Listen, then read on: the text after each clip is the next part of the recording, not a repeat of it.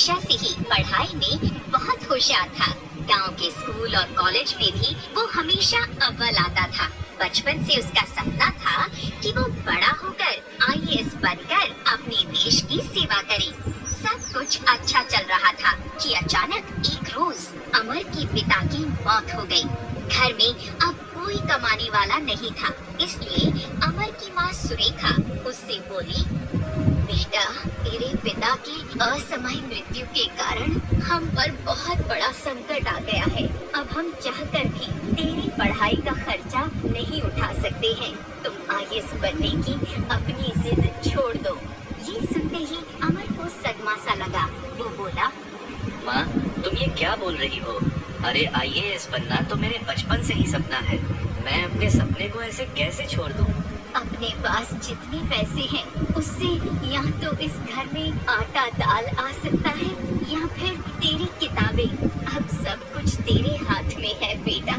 अमर ने कुछ देर सोचा और फिर अपनी माँ से बोला, माँ, तुम बिल्कुल फिक्र मत करो। ना तो मुझे आईएएस बनने का सपना छोड़ना पड़ेगा और ना ही हम लोग भूखे मरेंगे। मगर ऐसा कैसे होगा बेटा?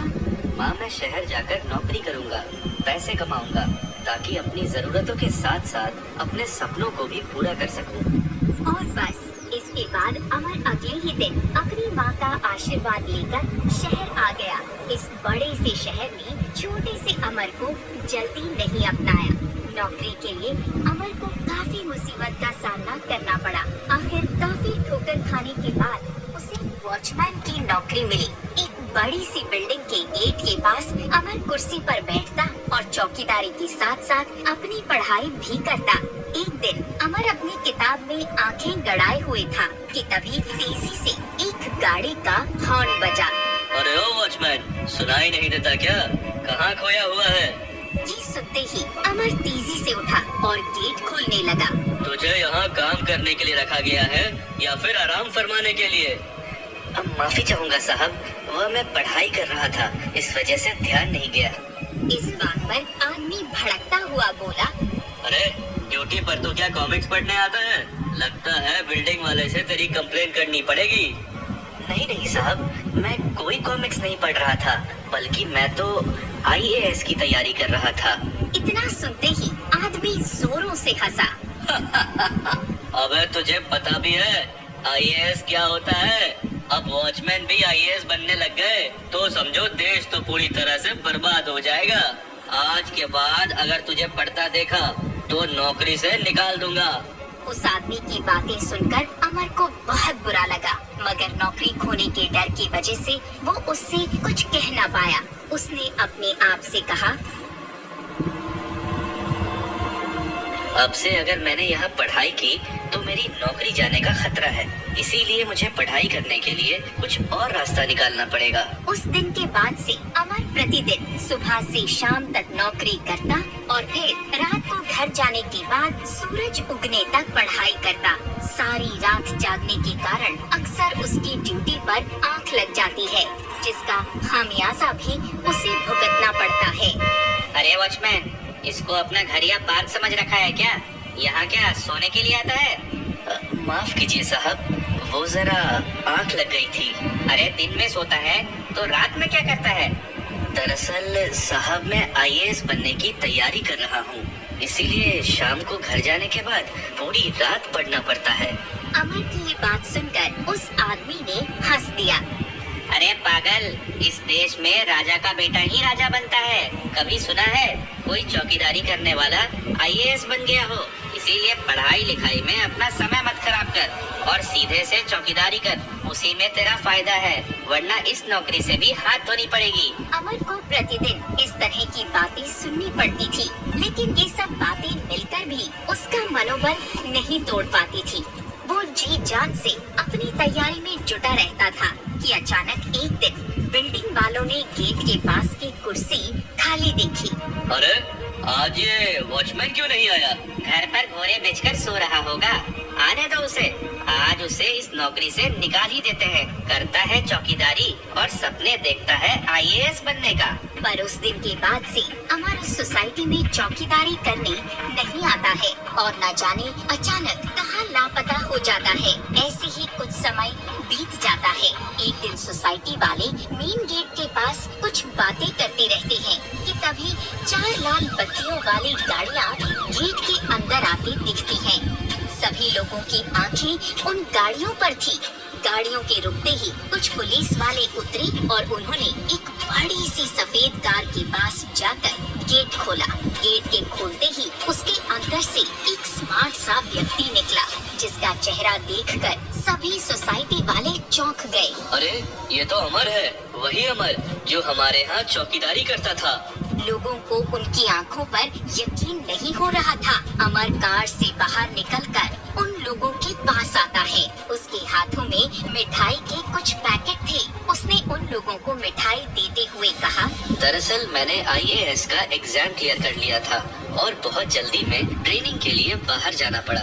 मेरे IAS बनने का सपना पूरा हो गया और संयोग से इसी जिले का डिस्ट्रिक्ट मजिस्ट्रेट बन गया हूँ। ये सुनते ही वहाँ खड़े सभी लोग अचंभित रह गए और जिन्होंने अमर का मजाक उड़ाया था उनकी आंखें शर्म से झुक गई। अमर ने उनकी तरफ देखकर जिन्होंने उसका मजाक उड़ाया था बोला, बुरा न मानो तो एक बात कहूँ, जीवन में कभी भी किसी को कम नहीं समझना चाहिए। मेहनत करने वाला चाहे राजा का बेटा हो या ना हो, मगर अपनी मेहनत के दम पर राजा बनकर दुनिया पर राज कर सकता है। इतना कहकर अमर गाड़ी में बैठ जाता है और गाड़ी सरसराती हुई वहाँ से निकल जाती है। दोस्तों, सफलता केवल उन्हीं को मिलती है जो उसे पाने की चाह में अपनी रातों की नींद बर्बाद कर देती है। सफलता अमीरों की नहीं बल्कि मेहनत करने वालों की गुलाम होती है। किसी ने सही कहा है, कौन कहता है कि आसमान में सुराख नहीं हो सकता, एक पत्थर तो तबीयत से उछालो। शहर के बीचों बीच पुलिस स्टेशन था। उस पुलिस स्टेशन के इंचार्ज प्रीतम सिंह हैं। प्रीतम सिंह हमेशा ही पुलिस स्टेशन में खाते पीते रहते हैं और वहाँ के हवलदार से अपने पर्सनल काम करवाते हैं। अरे वाह, आज फिर नया हवलदार ज्वाइन हुआ है। 3 नए हवलदार ज्वाइन हुए हैं जो कि प्रीतम सिंह के सामने खड़े हैं। तुम्हें गाड़ी चलानी आती है? यस सर, आती है। ये लो मेरी कार की चाबी, मेरे घर जाओ। आज मेरी पत्नी को शॉपिंग करने का मूड है, वो जहाँ कहेगी उसे ले जाओ। और तुम, कंधा दबाना आता है? हाँ सर, अपने पिताजी का कंधा दबाया करते थे। चलो तो फिर कंधा दबाओ। तीसरे हवलदार का नाम भूपेंद्र सिंह है जो कि एक छोटे से गांव से है। उसके माता पिता किसान हैं। उन्होंने बहुत मेहनत कर अपना पेट काट काट कर भूपेंद्र सिंह को पुलिस वाला बनाया है। भूपेंद्र सिंह खुद बहुत ही ईमानदार इंसान है। तू तो कोई छोटे से गांव से आया है ना? सुना है तेरे माँ बाप किसान हैं? यस सर, बहुत मेहनत से मैं यहाँ तक पहुँचा हूँ और देश की सेवा करना चाहता हूँ। सब पहले यही कहते हैं, देश की सेवा करेंगे। पहले मेरी सेवा कर। बाजार में किशोर हलवाई से 4 समोसे और तीखी चटनी लेके आ। सॉरी सर, मैं ये नहीं कर सकता, आप उन्हें खुद ले जाइए। पुलिस स्टेशन के सब पुलिस वाले भूपेंद्र सिंह की ओर देखते हैं क्योंकि आज पहली बार किसी हवलदार ने प्रीतम सिंह का काम करने से मना कर दिया है। अच्छा बिटवा, तू अब मेरी पत्नी को शॉपिंग करवाने ले जा, चाबी उसे दे। सॉरी सर, मैं ये नहीं कर सकता, आप उन्हें खुद ले जाइए। तेरी इतनी हिम्मत, निकल बाहर यहाँ से। गेट के बाहर खड़े रह जब तक मैं ऑर्डर न दूं। Yes sir. पहली शिफ्ट खत्म हो गई, सब पुलिस वाले घर जाने लगे। भूपेंद्र सिंह सुबह से रात तक वहीं खड़ा था। वो भी घर जाने लगता है कि तभी प्रीतम सिंह वहाँ आता है। अरे तू कहाँ जा रहा है? तुझे देश की सेवा करनी है ना? रात की शिफ्ट में एक हवलदार बीमार है, उसकी जगह तू डबल शिफ्ट करेगा। प्रीतम सिंह अपना बदला लेने के लिए भूपेंद्र सिंह को डबल शिफ्ट में काम करने के लिए कहता है। पूरी रात भूपेंद्र सिंह ड्यूटी करता है। अगली सुबह भूपेंद्र सिंह बस 3 घंटे के लिए ही घर आता है और फिर काम पर चला जाता है। पुलिस स्टेशन में आते आते भूपेंद्र सिंह को थोड़ी देर हो जाती है। इस मौके का फायदा उठाकर प्रीतम सिंह उसे सबके सामने सुनाने लगता है। अगर अगली बार तू लेट आया तो 1 हफ्ते के लिए घर बिठा दूंगा। जा बाहर खड़े हो जा। कल की तरह भूपेंद्र सिंह पुलिस स्टेशन के बाहर खड़ा हो जाता है। तेज धूप में भूपेंद्र सिंह गेट के बाहर खड़ा है। हर दिन भूपेंद्र सिंह को धूप में 8-8 घंटे तक खड़े रहना होता है। 15-16 घंटे की शिफ्ट करनी पड़ रही है और उसमें प्रीतम सिंह कोई भी मौका नहीं छोड़ता भूपेंद्र सिंह की इंसल्ट करने का। प्रीतम सिंह हमेशा ही नए हवलदारों पर अत्याचार करता है। भूपेंद्र सिंह के शरीर को ना ही कोई आराम मिल रहा था और ना ही पूरी नींद हो रही थी।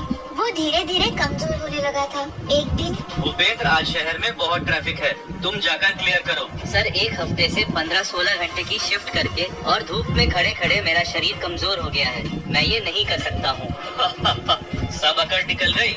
ये लो मेरी कार की चाबी और मेरे घर से टिफिन ले आओ। उससे अच्छा होगा कि मैं ट्रैफिक को संभालूं। भूपेंद्र सिंह का शरीर कमजोर हो गया था, पर फिर भी वो तेज धूप में काम करने जाता है। भूपेंद्र सिंह 3 घंटे से तेज धूप में खड़ा था।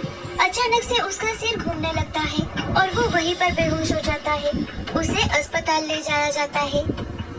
भूपेंद्र सिंह के बारे में किसी ने असिस्टेंट कमिश्नर को बता दिया। वो उसे मिलने अस्पताल में आते हैं। सर, लगता है कि पुलिस का काम ज्यादा बढ़ गया है। ऐसा तो बिल्कुल नहीं है। इसका शरीर बहुत वीक हो गया है। ऐसा लगता है हर दिन 15-16 घंटे काम कर रहा था और शरीर को आराम न मिलने के कारण चक्कर खा के गिर गया। थोड़े दिन का रेस्ट मिलेगा तो ठीक हो जाएगा। इस पुलिस स्टेशन के इंचार्ज तुम हो ना? मैंने सुना है तुमने इसके साथ क्या किया। नो सर, मैंने तो बस इससे काम करवाया। हाँ, मैं बिल्कुल जानता हूँ कैसा काम। तभी भूपेंद्र सिंह को होश आता है और असिस्टेंट कमिश्नर के पूछने पर वो सब सच बता देता है। मुझे तुम पे शर्म आती है। एक इंस्पेक्टर होके अपने जूनियर से पर्सनल काम करवाते हो और कोई ना करे तो उसे टॉर्चर करते हो। I am sorry sir. Sorry से काम नहीं चलेगा। गलती की है तो सजा भी मिलेगी। कल से तुम पे विजिलेंस टीम बैठेगी और तुम्हारी फाइल मैं खोलूंगा। प्रीतम सिंह असिस्टेंट कमिश्नर के घर पहुंचा। आ गए प्रीतम? ये लो, मेरी बेटी को राइफल शूटिंग के लिए ले जाओ और उसके बाद मेरी बेटी को कॉलेज छोड़ देना और फिर वहीं वेट करके उसे वापस घर भी ले आना। Yes sir. ये मैंने क्या कर दिया खुद के साथ? कहते हैं ना, जैसी करनी वैसी भरनी। आज प्रीतम सिंह को उसके किए हुए सारे अत्याचारों का फल भुगतना था। उसने हवलदारों को नौकर बनाया था। आज वो खुद असिस्टेंट कमिश्नर के घर नौकर बन गया था।